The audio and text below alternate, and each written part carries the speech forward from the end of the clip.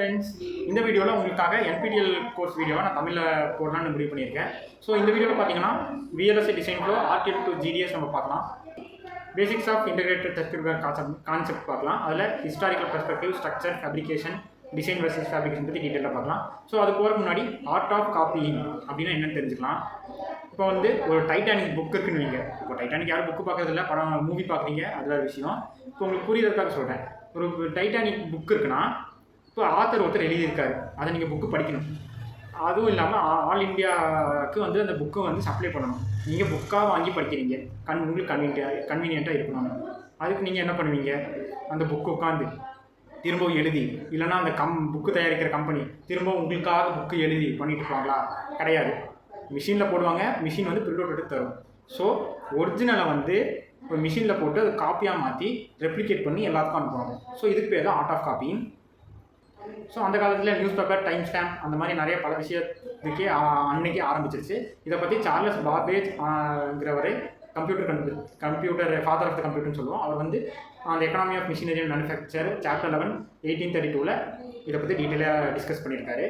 So next பார்த்தீங்கன்னா VLSI and historical perspective. Next பார்த்தீங்கன்னா electronic circuit. So electronic சர்க்யூட்னா பெருசாக ஒன்றும் இல்லை, ஒரு சோர்ஸ் இருக்கும், ஆக்டிவ் காம்பனன்ட், பேசிவ் காம்பனன்ட். ஆக்டிவ்னா பவர் சப்ளை அந்த மாதிரி, பேசிவ்னா ரெசிஸ்டர், கெப்பாசிட்டர், இண்டக்டன்ஸ் அந்த மாதிரி.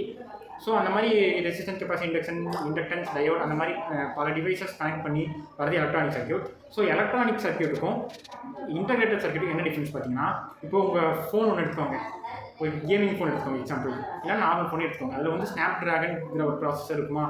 அந்த ப்ராசஸரில் பார்த்தீங்கன்னா 100க்கும் மேற்பட்ட ரெசிஸ்டர், 100க்கும் மேற்பட்ட டிரான்சிஸ்டர், அந்த மாதிரி நிறையா காம்பனன்ட் வந்து உள்ளே இருக்கும்.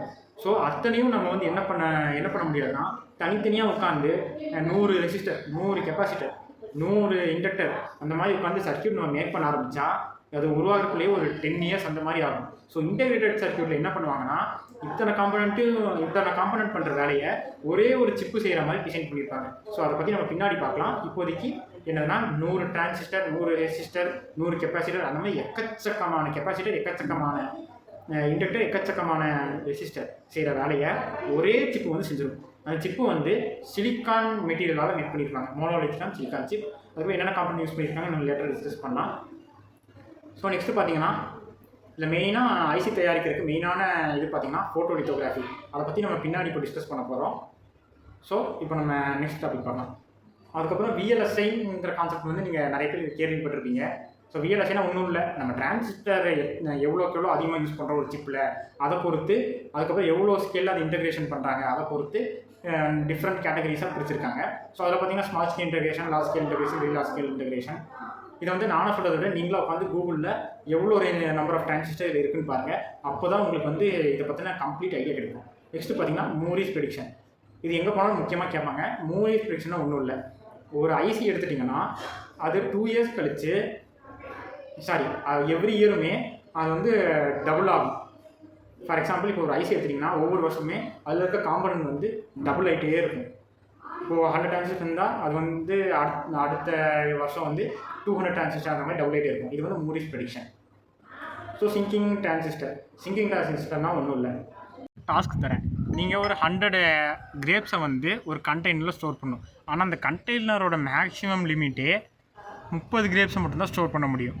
ஸோ அப்போ என்ன பண்ணுவீங்க, அந்த கிரேப்ஸை கிரேப்ஸை காய வச்சு அதோட சைஸை ரெடியூஸ் பண்ணலாம். காய வச்சு அது உலர் திராட்சையாக மாறிடும். அந்த திராட்சையை கொண்டு போய் நீங்கள் ஸ்டோர் பண்ணிங்கன்னா 100 கிட்டத்தட்ட 100 ஃபில் ஆயிரும். ஸோ இந்த மாதிரி சைஸ் ரெடியூஸ் பண்ணால் நம்ம லார்ஜ் ஏரியாவை கவர் பண்ணலாம். நெக்ஸ்ட்டு பார்த்தீங்கன்னா ஸ்ட்ரக்சர் ஆஃப் இன்டகிரேட்டட் சர்க்யூட். நீங்கள் ஸ்ட்ரக்சர் ஆஃப் இன்டகிரேட்டட் சர்க்யூட் பற்றி பார்க்குறதுக்கு முன்னாடி நீங்கள் மாஸ்ஃபெட் பார்த்துருங்க. மாஸ்ஃபெட் பார்த்தாலே அதுலேயே உங்களுக்கு டீட்டெயிலாக வந்துடும். ஸோ ஸ்ட்ரக்சர் ஆஃப் மாஸ்ஃபெட் பார்த்துருங்க. ஸோ நெக்ஸ்ட்டு பார்த்தீங்கன்னா உங்களுக்கு ஒரு டாஸ்க் தரேன். இப்போ வந்து ஸோ உங்களுக்கான டாஸ்க் பார்த்தீங்கன்னா இந்த டிஏயும் ஏயும் கனெக்ட் பண்ணணும், சியும் பியும் கனெக்ட் பண்ணணும். ஆனால் இந்த மாதிரி நடுவில் வந்து ஓவர்லாப் ஆகக்கூடாது. ஸோ அதுக்கு நீங்கள் என்ன பண்ணுவீங்க அப்படின்னு கமெண்ட் பண்ணுங்கள். ஸோ எங்கள் வீடியோ போஸ்ட் பண்ணி கமெண்ட் பண்ணுங்கள். ஸோ நெக்ஸ்ட்டு பார்த்தீங்கன்னா நம்ம என்ன பண்ணலான்னா, அந்த மாதிரி கனெக்ட் ஆகாமல் இருக்கிறதுக்கு பிஎன்சி இல்லைனா ஏஎன்டி எதையாச்சும் ஒன்றைய இந்த மாதிரி 2 லேயர் ஒரு லேயருக்கு மேலே இன்னொரு லேயர் வச்சு சிடி கீழே கனெக்ட் பண்ணிக்கலாம், பிஏ மேலே கனெக்ட் பண்ணிக்கலாம், நடுவில் இன்சுலேட்டர் வச்சுக்கலாம். எக்ஸாம்பிள் பார்த்தீங்கன்னா நீங்கள் பர்கர் வைக்கிற மாதிரி ஞாபகம் வச்சுக்கோங்க. நெக்ஸ்ட்டு நம்ம பார்க்க போகிறது பார்த்தீங்கன்னா மாஸ்க். இப்போ உங்களுக்கு ஒரு டயக்ராம் நான் தந்திருக்கேன். அது எப்படின்னா, இப்போ வந்து எல்லோ ஷேடட் ரீஜன் வந்து ஒபேக் ரீஜியன். என்னதுன்னா லைட் பாஸ் பண்ண முடியாது, டிரான்ஸ்பரண்ட்டாகவே இருக்காது, விச் மீன்ஸ் ரிஃப்ளெக்ட் ஆகாது, அதே சமயம் என்ன இருக்குதுன்னு நம்மளால் பார்க்க முடியாது, அந்த மாதிரி ஒரு ஒபேக் ரீஜியன். மீதி ரிமைனிங் ஒயிட் கலரில் லீவ் பண்ணியிருக்கிறது வந்து டிரான்ஸ்பரண்ட் ரீஜியன். இப்போ பார்த்தீங்கன்னா இப்போ சர்க்யூட் வந்து ஒபேக் ரீஜியன், டிரான்ஸ்பரண்ட் ரீஜியன் ரெண்டாக பிரித்து நம்ம வந்து ஒரு எப்படின்னா ஐசியை டிசைன் பண்ணுறக்கான அந்த டிசைன் ஃப்ளோ வந்து அந்த மாஸ்கில் இருக்கும். நம்ம ஃபோட்டோ லித்தோகிராஃபி மூலயமா நம்ம இது எக்ஸ்ட்ராக்ட் பண்ணிக்கலாம். ஸோ நம்ம டக்குன்னு ஃபோட்டோ லித்தோகிராஃபினா இப்போ என்னென்னு பார்க்கலாம். ஸோ ஃபோட்டோ லித்தோகிராஃபினா ஃபஸ்ட்டு பார்த்தீங்கன்னா மாஸ்க். அந்த மாஸ்கில் வந்து ஐசிக்கான டிசைன் ஃபுல்லாக இருக்கும். அது லைட் பாஸ் பண்ணும்போது இப்போ அதுக்கு முன்னாடி நம்ம இருக்க ஸ்டெப் பார்த்துட்டு அதை பார்க்கலாம், இல்லை கன்ஃபியூஸ் ஆகிருக்கும் ஒரு மாஸ்க்னா. இப்போ வந்து ஒரு சப்ஸ்ட்ரேட் இருக்கும். இப்போது ஐசி டிசைன் பண்ணோம்னா நிறைய ஸ்டெப் இருக்குது. அதை நான் ஷார்ட் பண்ணி இந்த சிம்பிளாக நான் தந்திருக்கேன்.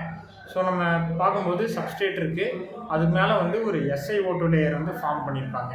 ஏன்னா அது ஒரு இன்சுலேட்டரை ஆக்ட் பண்ணும். அதை பற்றி பின்னாடி டீட்டெயிலாக டிஸ்கஸ் பண்ணலாம், இப்போ ஷார்ட்டாக பார்க்கலாம், ரொம்ப டைம் எடுக்க இல்லைன்னா. நெக்ஸ்ட்டு பார்த்தீங்கன்னா ஃபோட்டோ ரெசிஸ்ட். அந்த ஃபோட்டோ பட்டா அது வந்து அதோட சைஸ் கம்மியாகிற மாதிரி இருக்கும். ஃபோட்டோ வர ரீஜனில் மட்டும் அது வேனிஷ் ஆகிற மாதிரி இருக்கும். பார்த்திங்கன்னா எக்ஸாக்டாக வேனிஷ் ஆகாது, அதுக்கு நிறைய டெக்னிக் யூஸ் பண்ணுவாங்க. HCl அந்த மாதிரி யூஸ் பண்ணுவாங்க, ஹைட்ரோக்ளோரிக் ஆசிட் அந்த மாதிரி யூஸ் பண்ணுவாங்க. ஸோ நெக்ஸ்ட்டு பார்த்தீங்கன்னா இப்போ தான் நம்ம மாஸ்கோட ரோலே வருது. அந்த டிரான்ஸ்பரண்ட் ரீஜன், ஒபாக் ரீஜன் இருக்கும். லைட் பாஸ் பண்ண முடிகிற இடம் வந்து டிரான்ஸ்பரண்ட் ரீஜன். ஒபாக் ரீஜனில் வந்து லைட் வந்து பாஸ் பண்ண முடியாது. ஸோ லைட் பாஸ் பண்ண அந்த டிசைன் வந்து எப்படி மேக் பண்ணியிருப்பாங்கன்னா, எந்த இடத்துல லைட் பாஸ் பண்ணணும், எந்த இடத்துல லைட் பாஸ் பண்ணக்கூடாதுன்னு ஒரு ஸ்ட்ரக்சரோட தான் மேனுஃபேக்சர் பண்ணியிருப்பாங்க. ஸோ அந்த மாதிரி லைட் பாஸ் பண்ணும்போது ஒரு கம்ப்ளீட் ஐசியான டிசைன் கிடச்சிரும். இப்போது எச்சிங் மூலயமா அந்த டெபாசிட்டட் ஃபிலிமையும் எடுத்துருவாங்க. SiO2 வித் மீன் SiO2 எடுத்துருவாங்க. அதுக்கப்புறம் கடைசியாக உங்களுக்கு ஒரு பேட்டர்ன் ஆட்டம் வரும். அந்த பேட்டர்ன் தான் நமக்கு ஒரு ஃபார் எக்ஸாம்பிள் ஒரு ஐசின்னு நம்ம சொல்லுவோம். ஒரு ஐசியில் ஒரு பார்ட், ஒரு ஸ்லாப் ஷேப் அப்படின்னு வச்சுக்கலாம். ஸோ ஃபோட்டோ லித்தோகிராஃபி பற்றி நான் செப்பரேட்டாக ஒரு வீடியோ போடுறேன், ஏன்னா பெரிய கான்செப்ட். ஸோ அதை பற்றி நான் செப்பரேட்டாக வீடியோ போடுறேன். அதுக்கப்புறம் silicon wafer and silicon ingots. Silicon இன்காட்ஸ்னால் ஒன்றும் இல்லை. சிலிக்கான் வேஃபர் பார்க்குறதுக்கு முன்னாடி சிலிக்கான் இன்காட்ஸ்லேருந்து சிலிக்கான் வேஃபர் பார்க்கலாம். சிலிக்கான் இன்காட்ஸ்னால் ஒன்றும் இல்லை. ஒரு சிலிக்கான் சப்ஸ்டன்ஸை சிலிண்டர் ஷேப்பில் மாற்றி பெரிய சிலிண்டர் கிறிஸ்டல் ஷேப்பில் மாற்றுவாங்க. அந்த கிறிஸ்டல் ஷேப்பில் மாற்றுறது பேர் இன்காட்ஸ். அந்த கிறிஸ்டலை வந்து சர்க்குலர் ஷேப்பில் ஸ்லைஸ் பண்ணுவாங்க. அந்த ஸ்லைஸ் பண்ணுற பேர் வந்து சிலிக்கான் வேஃபர். ஸ்லைஸ் பண்ணி வர ப்ராடக்ட் வந்து இந்த மாதிரி வரும், அது வந்து சிலிக்கான் வேஃபர். அடுத்த கான்செப்ட் பார்த்தீங்கன்னா டைனா ஒன்றும் இல்லை. சிலிக்கானையே இன்னும் பீஸாக வெட்டி ஒரு பாக்ஸ் ஷேப்பில் கொண்டு வருவாங்க, அது பேர் தான் சிலிக்கான் டை. ஒவ்வொரு டைலையும் தான் நம்ம ஒவ்வொரு ஐசி செய்ய போகிறோம். நெக்ஸ்ட்டு பார்த்தீங்கன்னா டிசைன் வெர்சஸ் ஃபேப்ரிகேஷன். டிசைன்னா என்னதுன்னா, இப்போ வந்து இந்த மாதிரி ஐசி இருக்கணும் அப்படின்னு நீங்கள் ஒரு ட்ராயிங்கோ இல்லை லேஅவுட்டோ தரது வந்து டிசைன். ஃபேப்ரிகேஷன்னா அந்த கொடுத்துருக்க டிசைனை வச்சு உருவாக்குறது ஃபேப்ரிகேஷன். ஸோ அவ்வளோதான். நெக்ஸ்ட்டு பார்த்தீங்கன்னா செமிகண்டக்டர் ஃபவுண்ட்ரி. செமிகண்டக்டர் ஃபவுண்ட்ரி 3 டைப்பாக பிடிச்சிருக்காங்க. ஃபேப்லெஸ், ஃபவுண்ட்ரி, அதுக்கப்புறம் ஃபேப்லெஸ், ஃபவுண்ட்ரி, அதுக்கப்புறம் இன்டகிரேட்டட். ஸோ ஃபேப்லெஸ்னால் ஒன்றும் இல்லை. அந்த ஃபேப்லெஸ்னால் அவங்க வந்து ஃபேப்ரிகேட்டே பண்ண மாட்டாங்க. ஃபேப்ரிகேஷன் லெஸ், இதோட ஷார்ட் மீனிங். ஃபேப்ரிகேஷனே பண்ண மாட்டாங்க, ஜஸ்ட் டிசைன் போட்டு தந்துடுவாங்க. ஐசினா இந்த டிசைனில் தான் இருக்கணும் அப்படின்னு ஒரு டிசைன் போட்டு EDA டூல்லையோ இல்லை ஒரு ட்ராயிங் லேஅவுட்லேயோ அவங்க வச்சுருக்க டூல் ஏற்ற மாதிரி சைலிங்ஸோ அந்த மாதிரி டிஃப்ரெண்ட் டைப் ஆஃப் டூலை வச்சு இதுதான் டிசைன் அப்படின்னு ஒரு கம்பெனி தந்துடுவாங்க. இப்போ நெக்ஸ்ட்டு பார்த்தீங்கன்னா மெர்ச்சன்ட் ஃபவுண்ட்ரிஸ் அல்லது ஃபவுண்ட்ரிஸ். அதில் என்ன பண்ணுவாங்கன்னா, இப்போ அந்த கொடுத்துருக்க டிசைனை வச்சு இவங்க மேனுஃபேக்சர் பண்ணுவாங்க. இவங்க தனியாக டிசைன் போட மாட்டாங்க. இப்போது உங்களுக்கு பெட்டராக புரியுற மாதிரி சொன்னோம்னா, சிவில் இன்ஜினியர் இருக்கார், அவர் டிராயிங் மட்டும்தான் பண்ணுவார், டிராயிங் பண்ணி தந்துடுவார். அந்த தந்த டிராயிங்கை வச்சு இன்னொரு கம்பெனி என்ன பண்ணுவாங்கன்னா, அவங்களுக்கான என்டையர் பில்டிங்கை டெவலப் பண்ணுவாங்க. நெக்ஸ்ட்டு லாஸ்ட்டாக பார்த்தீங்கன்னா இன்டகிரேட்டட்னு எடுத்துக்கிட்டால், அந்த காலத்தில் சிவில் இன்ஜினியரிங் வந்து தனியாக இந்த மாதிரி டிசைன் மார்க் பண்ணி வேற ஒருத்தர் தந்து அவர் வீடு கட்டுவார். இப்போது நிறைய பேர் இப்போ சிம்பிளான வீடு கட்டணும்னா அந்த மாதிரி நிறைய யாரும் பண்ண மாட்டாங்க. அவங்க என்ன பண்ணுவாங்கன்னா, இப்போ கொத்தனாரே இதுதான் பிளான், இதுதான் டிசைன், இதுதான் இப்படி தான் வீடு கட்டணும் அப்படின்னு அவரே ஃபுல்லாக முடிவு பண்ணி அவரே எல்லா வேலையும் செய்வார். ஸோ அந்த மாதிரி பண்ணுறதுல என்ன ஆகும்னா, இப்போ ஐசிஐயில் பண்ணும்போது இப்போது நீங்களே டிசைன் பண்ணுறீங்க, நீங்களே ஃபேப்ரிகேஷன் பண்ணுறீங்க, அதனால் உங்களுக்கு குவாலிட்டி நல்லாயிருக்கும், அதே சமயம் உங்களோட பெர்ஃபார்மன்ஸும் பெட்டராக இருக்கும். அதுக்கப்புறம் எல்லா கம்பெனியோட எக்ஸாம்பிள் பார்க்கலாம். இப்போது ஃபேப்லெஸ் கம்பெனியோட எக்ஸாம்பிள் குவாண்டம், இன்வீடியா, வெஸ்டர்ன் ஃபவுண்ட் TSMC, UMC, GF extra. Next பார்த்தீங்கன்னா இன்டகிரேட்டர் பார்த்தீங்கன்னா இன்டெல், சாம்சங் அந்த மாதிரி. அதுக்கப்புறம் லாஸ்ட்டாக பார்க்கலாம். இப்போது லாஸ்ட்டாக டாபிக் என்னதுன்னா, இவங்க என்னென்ன விஷயத்த ஷேர் பண்ணி ஆகணும். உங்களுக்கு புரிகிற மாதிரி சொல்லணும்னா, இப்போ வந்து ஒருத்தர் டிசைன் மேக் பண்ணுறாரு, அவர் டிசைனை ஷேர் பண்ணுவார். அதுக்கப்புறம் அந்த கம்பெனி வச்சுருக்கார். இப்போது ரியல் டைம் எக்ஸாம்பிள் நான் சொல்கிறேன். இப்போ சிவில் இன்ஜினியர் இருக்கார், அவரை வந்து படத்தை போட்டு தந்துடுவார். சும்மா படத்தை போடுவாரா? உங்களுக்கு எந்த மாதிரி தேவை இருக்குது, எந்த மாதிரி லேண்ட் இருக்குது, எந்த மாதிரி இது இருக்குதுன்னு பார்த்து அதுக்கப்புறம் தான் உங்களுக்கு அந்த டிசைனே போடுவார். ஸோ அதே கான்செப்ட் தான். உங்களுக்கு எந்த மாதிரி கிட் இருக்குது, எந்த மாதிரி உங்களுக்கு கம்பெனி இன்ஃப்ராஸ்ட்ரக்சர் இருக்குதுன்னு பார்த்துட்டு அதுக்கேற்ற மாதிரி டிசைனை தான் அவர் போடுவார். ஸோ உங்கள்கிட்ட என்ன காம்பனண்ட்டுக்குன்னு பேர் வந்து ப்ராசஸ் டிசைன் கிட். நீங்கள் எந்த கிட்டை வச்சு ப்ராசஸ் பண்ண போகிறீங்க அப்படின்னு என்டையர் டீட்டெயில் நீங்கள் வந்து இந்த டிசைன் கம்பெனிக்கு தரணும். அதுக்கப்புறம் இந்த டிசைன் அவங்க என்ன பண்ணுவாங்கன்னா, உங்களுக்கு வந்து இந்த மாதிரி லே அவுட் வருது அப்படின்னு, உங்களுக்கு இந்த மாதிரி ஸ்ட்ரக்சர் வருது, உங்களுக்கு இந்த மாதிரி இந்த டிசைனுக்கு இந்த ஸ்ட்ரக்சர் வருது அப்படின்னு அவங்களுக்கு ஒரு லே அவுட் தருவார். ஸோ இதுதான் என்டையர் திங். ஸோ இந்த வீடியோவை ஃபுல்லாக பாருங்கள்.